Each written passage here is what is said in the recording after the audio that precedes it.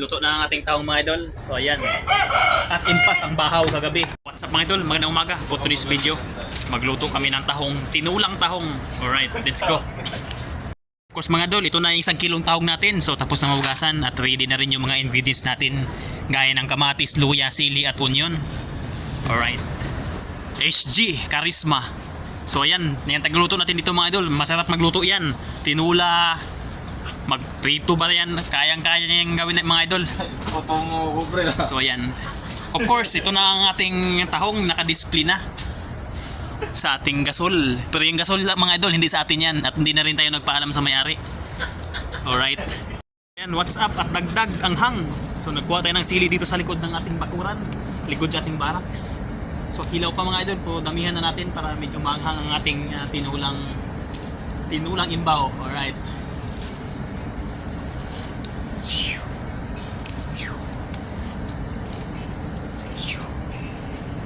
Okay na mga idol, after 5 minutes malapit na. So konting kulo na lang, luto na to. Alright. Wow. 10 minutes, luto na ang ating taong mga idol. So ayan. At impas ang bahaw kagabi. Hindi kumakain yung mga kasama ko.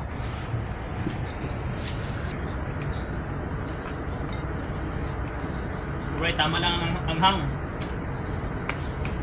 Wait lang ng naman. Anghang.